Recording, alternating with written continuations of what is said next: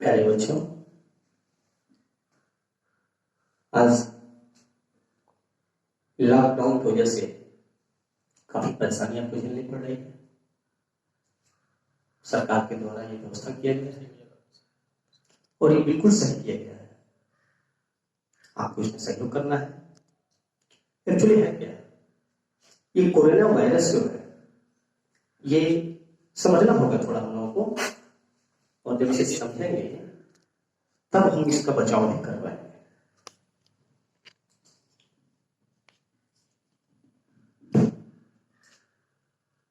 है क्या कि आपको मालूम है वायरस यानी कि निर्जीव होता है, सजीव नहीं होता है।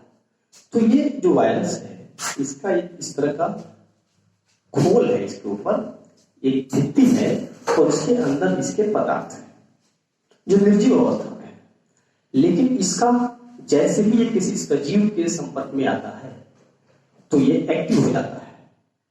इसीलिए वायरस को कहते हैं निर्जीव और सजीव के बीच की कड़ी। एक बहुत बड़ा क्वेश्चन आता है, हर परीक्षाओं में क्वेश्चन आता है कि निर्जीव और सजीव के बीच की कड़ी कौन सा है। ध्यान रखना है, वायरस।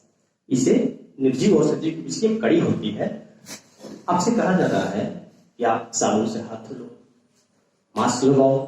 तो जब जानोगे कि क्यों धुले तो शायद आप ज्यादा अच्छे से करोगे। क्या है कि जब इसका एक कवर है, ये 20 सेकंड तक साबुन के घोल में जब रहता है तो ये जो बाहर की जो भित्ति जो बड़ी कड़ी होती है ये उसमें घुल जाती है तो ये भित्ति टूट जाती है, और जब भित्ति टूट जाती है तो इसके अंदर का जो पदार्थ है वो डिस्ट्रॉय हो जाता है, अर्थात कोरोना वायरस मर जाता है। इसीलिए जब भी आप बाहर से आओ तो धुलो। बार बार क्यों कहा जा रहा धुलने के लिए? क्योंकि किसी की वजह से कहीं से अगर आपके हाथ में कोरोना वायरस है तो वो आप अगर अपने नाक पे टच करते हो, आंखों पे, मुख पे, तो उसके माध्यम से ये वायरस जो है आपके गले में आ जाता है यहाँ पे। और जब गले में आता है तो आपको आगे बढ़ाएंगे हम। ये ट्रैकिया है, ये पाथ होता है, यहाँ से हमारा जो है लंग्स की तरफ जो है दोनों तरफ हमारी नलिकाएं जाती हैं। गले में 3 से 4 दिन तक ये वायरस आकर के स्टे करता है और अपनी ग्रोथ करता है, वृद्धि करता है। फिर वृद्धि करने के बाद बहुत बड़े पैमाने पर हमारी श्वास नलिकाओं को ब्लॉक कर देता है, और जब ऐसा करता है तो फिर हमें सांस लेने में परेशानी होती है, फिर वेंटिलेटर की जरूरत पड़ती है, और फिर ये काफी परेशानी और एट लास्ट जो है मृत्यु के स्थिति तक ले जाता है। तो प्यारे बच्चों, सबसे पहले मैं आपको सुझाव दूंगा कि कोरोना वायरस से बचने के लिए सरकार के सारे नियमों का पालन करो। आई थिंक आप काफी बहादुर हो और ऐसा कर भी रहे हो। कॉन्सेप्ट समझा तो आपने अपने परिवार को, अपने आसपास के लोगों को भी आप समझा सकते हो। चलो बेटा, ये तो हो गया। अब हम प्रयास करेंगे कि अपना क्लास शुरू किया जाए। ऑनलाइन क्लास करना है तो बहुत सारी चीजें जो हम आपको काफी करीब से समझा सकते थे, प्रयास करते हैं कि इसके द्वारा हम लोग समझा जाए।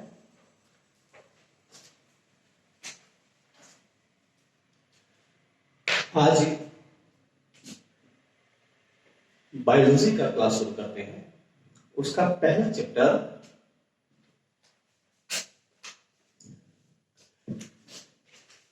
चैप्टर 5 है, और बायोलॉजी का पहला जीवन की मौलिक इकाइयां। लिख लेते हैं इसको।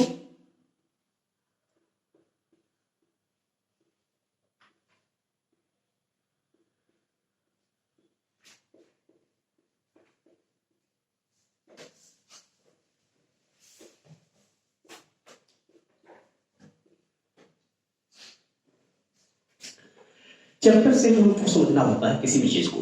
मौलिक इकाई मतलब वह मूल तत्व, वह मूल चीज जहां से जीवन की शुरुआत होती है। मौलिक इकाई जिससे जीवन की शुरुआत हुई, हमें यही जानना है, यही पढ़ना है इस चैप्टर में।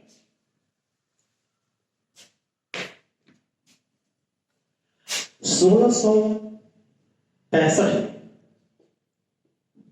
में रॉबर्ट हुक, आप चाहे तो एक काम करो ना, आप वो नोटबुक भी रखो, पेन रखो, फुल के सामने बैठो, जहां आपको जरूरत लगे नोट करते चलो, और ये सब आपके नोट्स के रूप में तैयार करना होगा।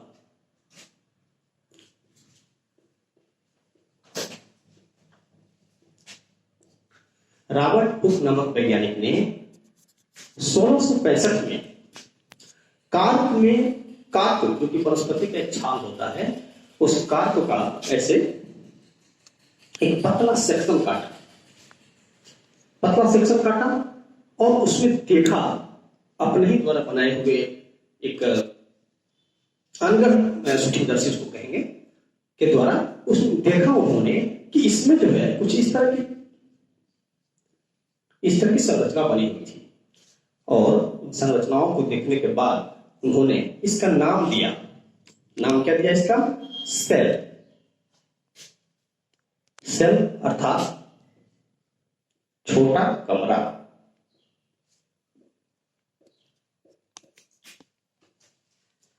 छोटा कमरा किसको समझते होंगे आप? बाहर से दीवार होता है और अंदर खाली स्थान होता है, तो छोटा कमरा इन्होंने दिया। हालांकि यह ध्यान देना है यहाँ पे कि यह मृत कोशिका का इन्होंने अध्ययन किया था। रॉबर्ट हुक ने, ये भी क्वेश्चन बनता है, मृत कोशिका का अध्ययन किया था। बाद में जाके ल्यूवेनहाक ने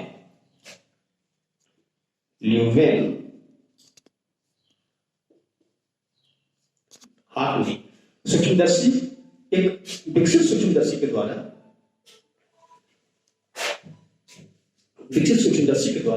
जीवित कोशिकाओं का अध्ययन किया। जीवित कोशिकाओं का।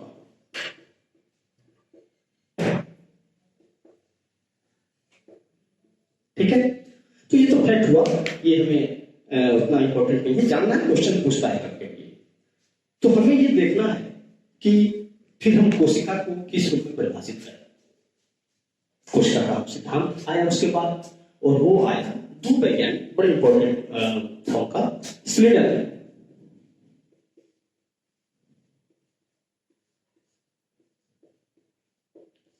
एवं स्वान।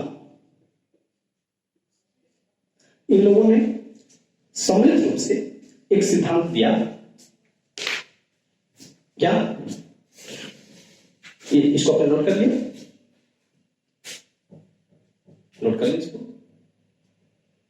ओके।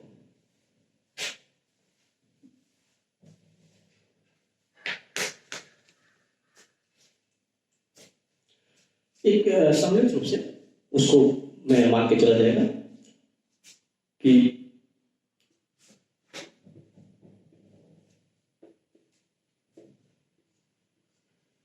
कोशिका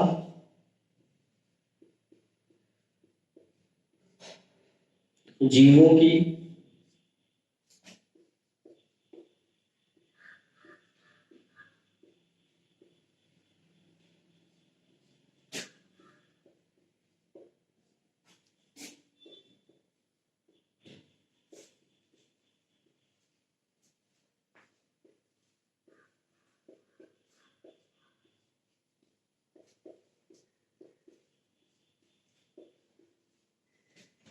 क्या हुआ? क्या सिद्धांत था? कोशिका जीवों की संरचनात्मक एवं क्रियात्मक इकाई होती है। लेकिन इन्होंने ये नहीं बताया कि एक कोशिका से दूसरी कोशिका की उत्पत्ति कैसे होती है। इसको बाद में बिरचो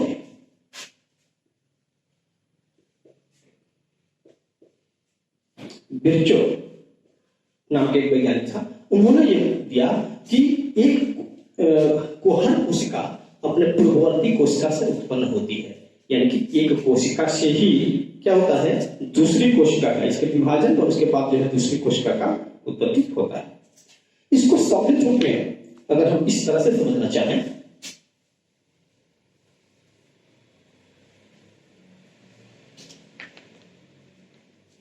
इसको हम ऐसे समझें,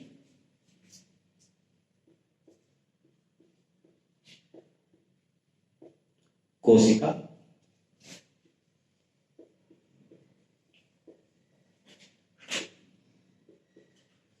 जीवों की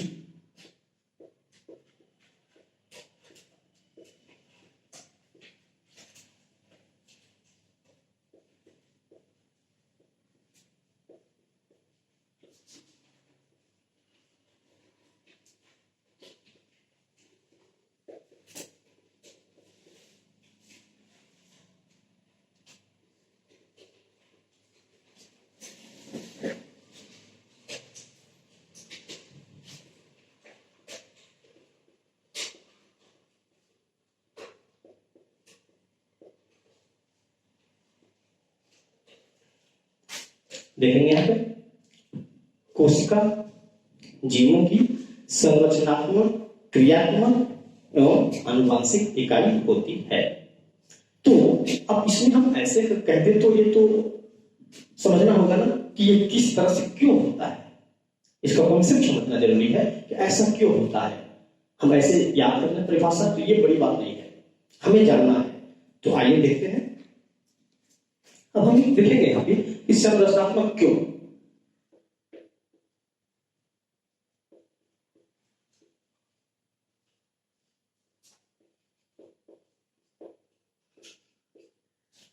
क्यों? क्योंकि अभी कभी आपने देखा होगा मकान बनता है, घर बनता है, तो एक सबसे छोटी इकाई जिसको जोड़ करके स्ट्रक्चर तैयार किया जाता है वो होती है ईंट। एक ईंट को दूसरे ईंट से जोड़ते हैं, फिर ऐसे जोड़ते हैं, और फिर देखते हैं हम कि क्या होता है, दीवार तैयार हो जाती है। और फिर इस तरह के दीवारों को लेकर के एक मकान तैयार होता है। मकान में बहुत सारे कमरे होते हैं, बहुत सारे डिजाइन होते हैं, लेकिन वो एक पूरा का पूरा भवन तैयार होता है। बिल्कुल इसी तरह से एक कोशिका क्या होता है, एक कोशिका दूसरी कोशिका से, तीसरी कोशिका से, बहुत सारी कोशिकाओं से मिल करके एक अगली स्ट्रक्चर तैयार करती है, और वो होता है उत्तक। ये आपको बाद में आगे की क्लास में जानना है। लेकिन उत्तक, फिर ये उत्तक मिल करके अंग बनाते हैं, अंग मिलकर के अंग तंत्र बनाते हैं, कई अंग तंत्र, और फिर ये अंग तंत्र मिलकर के शरीर का निर्माण करते हैं। इस स्ट्रक्चर को आप लिख लो, क्योंकि इसके बाद द्वारा ही हम एक एक को क्लियर करेंगे कि ये कैसे है।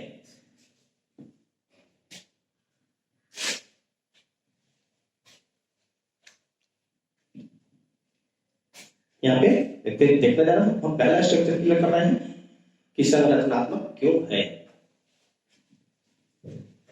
ओके, आई थिंक कर लिया आपने। तो देखो यहाँ पे अब एक एक कोशिका मिल करके फिर समान कोशिका, समान प्रकार की, यानी जिस आकृति उसकी है, और फिर वो समान प्रकार के कार्य करते हैं, वो मिलकर के उत्तक बनाते हैं। फिर समान काम करने वाले उत्तक मिलकर के अंग बनाते हैं, फिर वो कई अंग मिलकर के अंग तंत्र बनाते हैं, आगे आपको क्लास में बताएंगे, और फिर ये मिलकर के शरीर बनता है। तो ये बात यहाँ पे सिद्ध हो रहा है कि एक कोशिका, ये कोशिका के द्वारा क्या हो रहा है, एक पूरा शरीर किसी भी जीव का, जैसे मनुष्य हो या कोई जानवर हो, उसका शरीर, या प्लांट हो, पौधा हो, उसका पूरा का पूरा शरीर जो बना है वो कैसे बना है, एक कोशिका से बना है। तो ये बात यहाँ पे सिद्ध हो गई कि कोशिका जीवों की संरचनात्मक इकाई है। अब दूसरी बात चेक करेंगे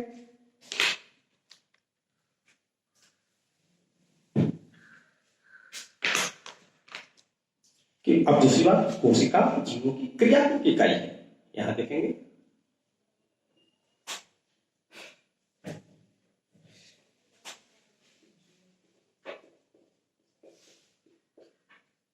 ये जानना इसलिए हमें जरूरी है कि आगे के क्लासों में हमको जरूरत पड़ती है, आगे बड़े कक्षाओं में हमें जरूरत पड़ता है कि कैसे हम वैसे परिभाषा मान लें, ये सही नहीं होता है। तो क्रियात्मक क्यों? अब देखो एक सेल होता है, सपोज करो यहाँ पे एक कोशिका है, इस कोशिका के अंदर कोशिकांग होते हैं, वो आगे आपको बताएंगे हम कि कैसे क्या क्या होता है। तो जो कोई जीव अपने पोषण के लिए पोषक तत्वों को ग्रहण करता है, यानी भोजन ग्रहण करता है, वो पाचन के बाद अंत में इन्हीं कोशिका में ग्लूकोज के रूप में या पोषक तत्व के रूप में आ जाता है। यहां आने के बाद पुनः उसका क्या होता है, तोड़ा जाता है, मेटाबॉलिज्म उसको कहते हैं। फिर से उसको तोड़ा जाता है, किसको, जो पाचक पदार्थ यहां पे आया था, और ये मेटाबॉलिज्म के बाद उत्पन्न होता है, रिलीज होता है क्या, ऊर्जा, ऊर्जा। और फिर इसी ऊर्जा से कोई भी जीव अपने सभी कार्यों का संपादन करता है, सभी कार्य।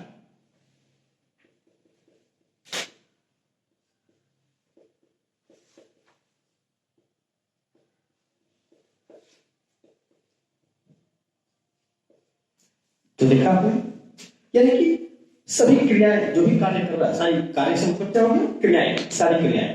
तो यहां से आपको सिद्ध हो रहा है कि कोशिका जीवों की क्रियात्मक इकाई होती है। क्यों होती है? क्योंकि भोजन करने के बाद भोजन पच करके वो पोषक तत्व ग्लूकोज के रूप में अंततः कोशिका में आती है, और कोशिका में उसको तोड़ने के बाद ऊर्जा उत्पन्न होता है, और उसी ऊर्जा से वह जीव अपने और सारे कार्यों का संपादन करता है। यहां तक कि नए जैविक अणुओं का भी निर्माण इसी से होता है। अब एक तीसरी बात आई, लिख लिया इसको, लिखते चले आप।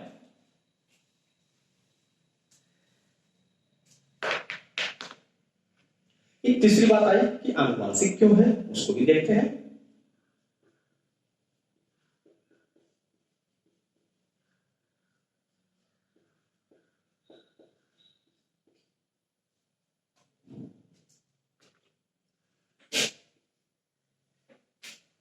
अब आनुवांशिक के लिए देखेंगे कि एक कोशिका जो है, कोशिका के अंदर गुणसूत्र पाए जाते हैं, यानी कि उस कोशिका के लक्षण पाए जाते हैं। गुणसूत्र में इसको क्रोमोसोम बोलते हैं, जिसमें डीएनए होता है, डीएनए, जिस पर वे लक्षण, इस डीएनए पर जीन और उस पर ये लक्षण होते हैं। यही डीएनए जब कोशिका विभाजित होती है, तो ये कोशिका जब क्या होती है, विभाजित होती है, तो ये डीएनए यानी कि ये लक्षण इन कोशिकाओं में आती है। कह सकते हैं कि मात्र कोशिका द्वारा पैतृक गुणों का ट्रांसफर होता है अन्य कोशिकाओं में। फिर से समझो, आनुवांशिक में क्या है कि कोशिका के अंदर उसके जो गुण है उसके लिए गुणसूत्र होते हैं, उन गुणसूत्रों पर डीएनए होता है, और ये डीएनए ही इसका कैरियर होता है। यानी कि जब ये कोशिका विभाजित होती है तो संतति कोशिका में, इस कोशिका के मातृ कोशिका से संतति कोशिका में इसके पैतृक गुणों का, इसके सभी गुणों का क्या होता है, ट्रांसफर होता है। तो यानी कि इसकी आनुवांशिक इकाई कहां था, डीएनए पर था आनुवांशिक लक्षण, ये आनुवांशिक लक्षण संतति कोशिका में चली गई।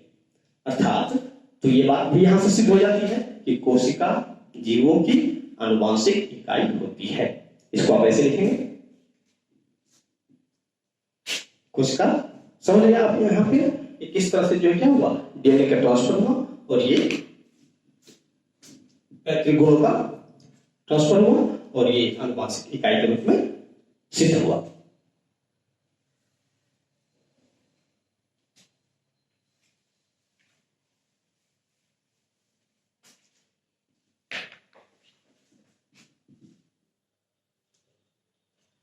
अब एक बड़ा अच्छा एनसीईआरटी आपके एक सेंटेंस मेंशन करती है, इसको जानना जरूरी है। इसको लिखेंगे आप,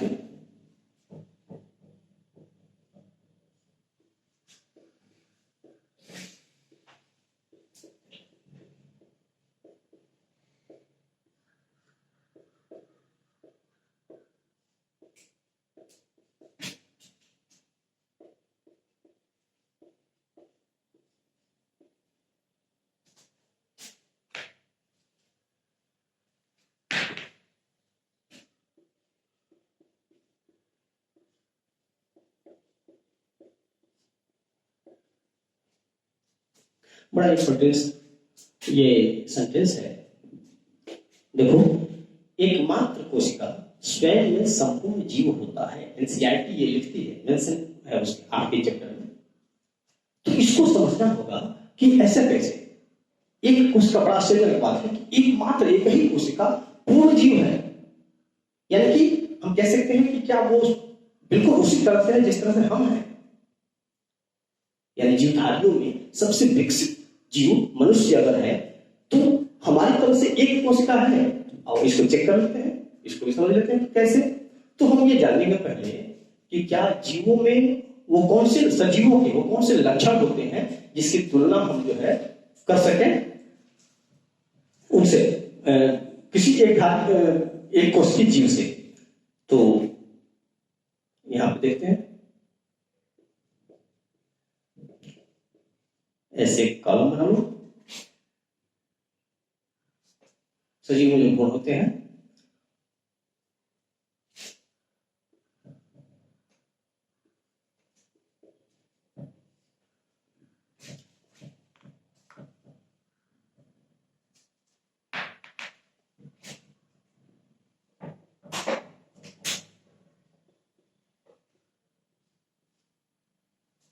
अब सजीव में हम मनुष्य को लेते हैं कि मनुष्य वह क्या क्या क्रियाएं करता है, और कोशिका में हम सबसे एक कोशिका का सबसे अच्छा उदाहरण अमीबा है, हम अमीबा को लेते हैं और चेक किया जाए कि कौन से गुण ऐसे हैं जो मनुष्य मुख्यतः करता है। तो सबसे पहला हम यहां पे लिखेंगे पोषण। पोषण में मनुष्य क्या करता है? भोजन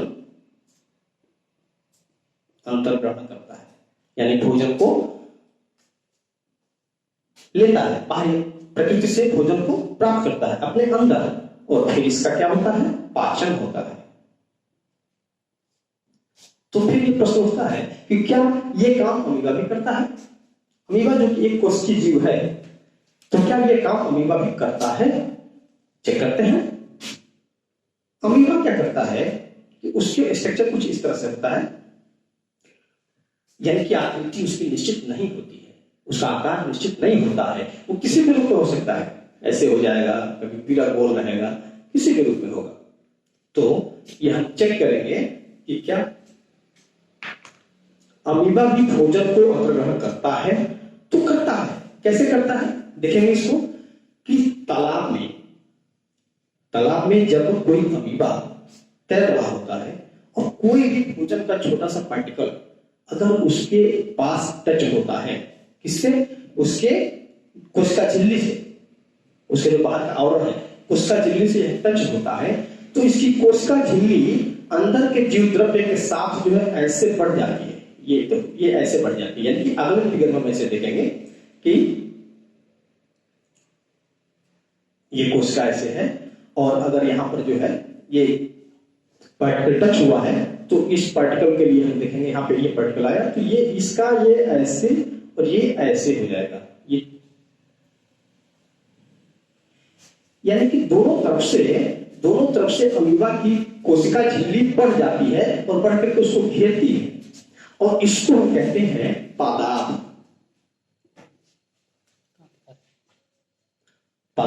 इसको क्या कहते हैं? पादाप। ये पादाप की तरफ से बढ़ जाती है, और अगले पिक्चर में हम देखेंगे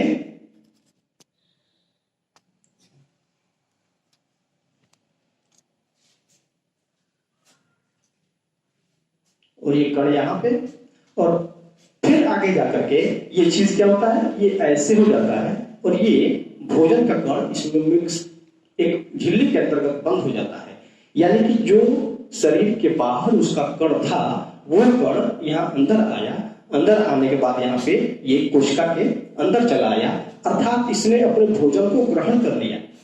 यही काम तो मनुष्य भी करता है, बाहर से भोजन को अपने मुख में डालता है, अपने अंदर ग्रहण करता है। सेम यही चीज अमीबा ने पदार्थ के द्वारा, स्यूडोपोडिया इसको बोलते हैं, स्यूडोपोडिया के द्वारा ये जो है अपने अंदर इसको ग्रहण कर लिया, यानी कि ये सिद्ध हुआ कि पोषण के लिए क्या करता है? भोजन अंतर्ग्रहण करता है, यानी कि मनुष्य जो करता है ये अमीबा भी करता है।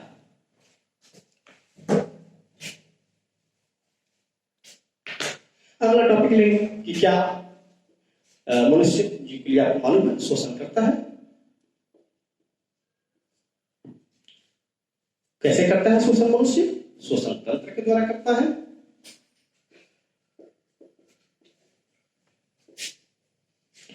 तो श्वसन तंत्र के द्वारा क्या करता है?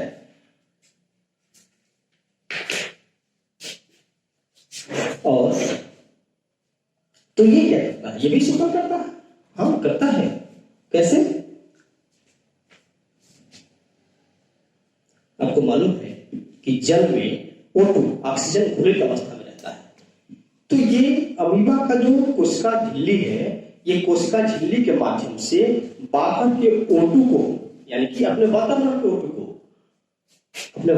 O2 को, जैसे यहां से ऐसे समझो, अमीबा और यहां पे O2 है।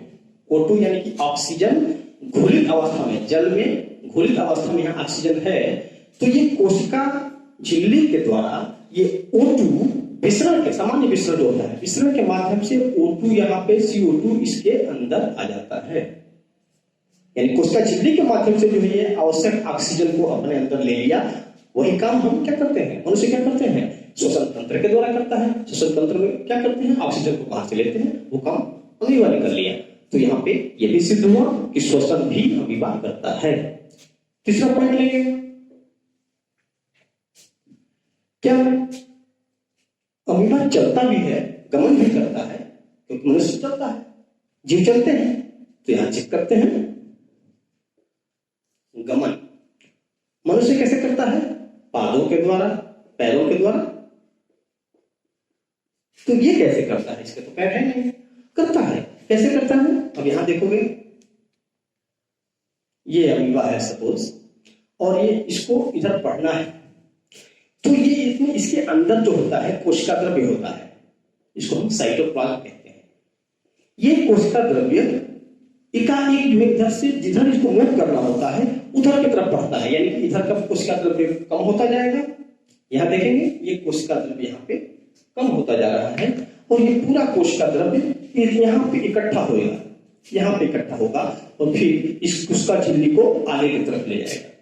यानी कि जब ये कोशिका द्रव्य यहां से पीछे से कोशिका द्रव्य आगे की तरफ धकेलते हुए यहाँ आता है, तो ये आगे बढ़ता है, और फिर ये पीछे का हिस्सा जो है ऐसे सिमट जाता है।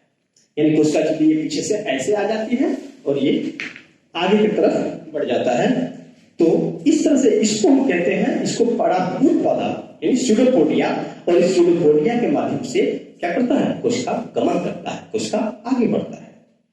फिर एक और बात चेक करेंगे कि क्या उत्सर्जन भी करता है। आओ चेक कर लेते हैं, इसको तो आप लिख लो,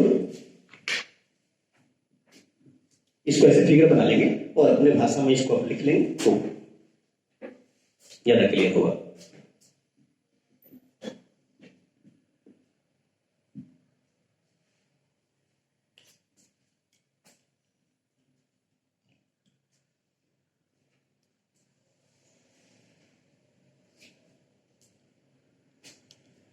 हो गया, चलिए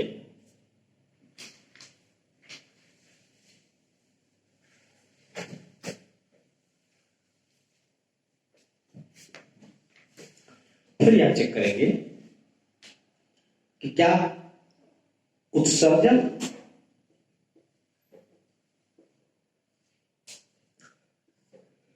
करता है कोशिका। तो पहले हम मनुष्य का चेक करेंगे। आपको मालूम है कि तमाम उत्सर्जन तंत्र हमारे पास जो है किडनी है, लंग्स के द्वारा